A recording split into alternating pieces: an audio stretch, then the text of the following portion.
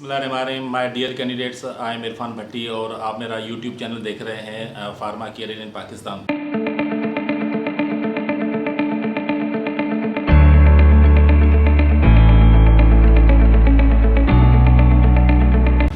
Candidate, जिस तरह से मैंने आपको पिछली वीडियोस के अंदर पूरा इंटरव्यू प्रोसेस समझाया था कि आप लोगों को इंटरव्यू की किस तरह तैयारी करनी चाहिए और उसके साथ साथ आपको कौन सी कंपनी ज्वाइन करनी चाहिए, किस तरह से आपको मुकम्मल तौर पे तैयार रहना चाहिए ताकि आपका इंटरव्यू प्रोसेस भी हो जाए और आपकी ज्वाइनिंग भी हो जाए। अब आपकी ज्वाइनिंग हो गई, अब आपने क्या काम करना है, जिसके अंदर दो चीज़ें होती हैं, एक होता है क्वालिटेटिव काम, एक होता है क्वान्टिटेटिव काम। तो आज मैं इन दो चीज़ों के बारे में आप लोगों को इंशाल्लाह बताऊँगा। कैंडिडेट्स, ये है कि क्वालिटेटिव और क्वांटिटेटिव, अब इन दोनों को समझने के लिए ज़्यादा साइंस की कोई ज़रूरत नहीं। क्वालिटेटिव का मकसद ये है कि आप अपने काम के अंदर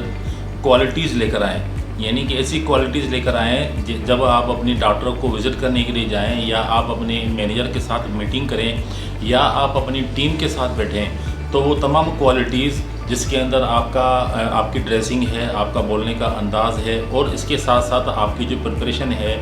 वर्किंग की, जिसमें बैग है, बैग के अंदर सैम्पल्स हैं, लिटरेचर्स हैं अपनी जगह पे रखे हुए हैं, उसके साथ साथ आपकी जो डेली वर्किंग डायरी है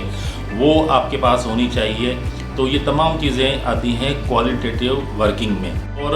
कैंडिडेट्स, जो क्वांटिटेटिव है क्वांटिटी से निकला है। क्वांटिटी यानी कि नंबर्स का मतलब होता है सेल्स, यानी कि आपको जो कंपनी की तरफ से या आपके मैनेजर की तरफ से जो टारगेट असाइन किया जाता है उसको कहते हैं क्वांटिटेटिव ऑब्जेक्टिव। अब उस टारगेट को अचीव करने के लिए, उस टारगेट को हासिल करने के लिए सबसे पहले आपने ये काम करना है कि आपने अपने मैनेजर से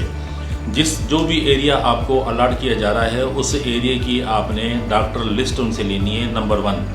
नंबर 2, आपने काम ये करना है कि जब आपके पास वो कंप्लीट लिस्ट आ जाएगी तो आपने ईच एंड एवरी डॉक्टर आपने अपने मैनेजर के साथ बैठ के डिस्कस करना है और उसके बाद जो डॉक्टर जो भी प्रोडक्ट लिख रहा होता है आप उस प्रोडक्ट के बारे में उनसे इंफॉर्मेशन ले सकते हैं। एक तरीका ये होता है। दूसरा तरीका ये है कि आपके साथ अगर मैनेजर नहीं है, क्योंकि उनको दूसरे लोगों के साथ भी वर्किंग करनी पड़ती है, तो आपने वो जो लिस्ट ली है, जो एरिया आपको अलॉट किया गया है उस एरिया में आप जाके सबसे जो दूसरा काम करना है वो ये करना है कि आपके पास जो भी डॉक्टर लिस्ट में अवेलेबल हो, जहाँ से भी आप अपनी वर्किंग शुरू करें, उसके बराबर में जो मेडिकल स्टोर होगा वहाँ से आपने उस डॉक्टर का फीडबैक लाजमी लेना है। क्योंकि जब आपको अपनी कंपनी की प्रोडक्ट का बारे में पता नहीं होगा,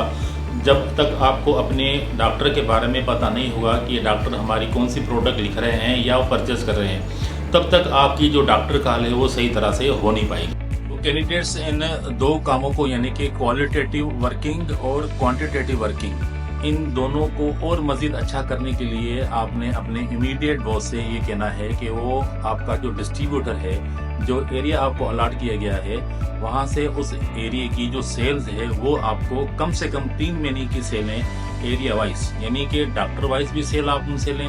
इसके साथ साथ आपकी जो ब्रिक्स हैं, ब्रिक्स का मतलब ये होता है कि जो भी, जिस तरह हैदराबाद का एरिया है, हैदराबाद के एरिया में सदर आता है, सदर का एरिया है, सदर के साथ साथ पे दूसरे भी अटैच एरिया हैं, उसी के साथ साथ फिर आप आगे जाएंगे तो हीराबाद भी है। तो आपने अपने डिस्ट्रीब्यूटर से उन तमाम एरियाज़ की एरिया वाइज सेल्स और उसी के साथ साथ केमिस्ट वाइज सेल्स भी लेनी है ताकि आपकी वर्किंग की क्वालिटी भी अच्छी हो जाए और आपका जो क्वांटिटेटिव ऑब्जेक्टिव है उसको अचीव करने में भी आपको आसानी हो। माय डियर कैंडिडेट्स, मैं आप लोगों से अगेन गुजारिश करूंगा कि जिन लोगों ने मेरे चैनल को अभी सब्सक्राइब नहीं किया तो आप काइंडली आप इसको सब्सक्राइब करें और मेरे बेल आइकॉन को आप क्लिक करें ताकि मेरी हर आने वाली वीडियो आप तक पहुंचे। अच्छा नाज़रीन, मैंने आपको ये जो बताया तमाम चीज़ें, क्वालिटेटिव और क्वांटिटेटिव ऑब्जेक्टिव और उसके साथ साथ वर्किंग,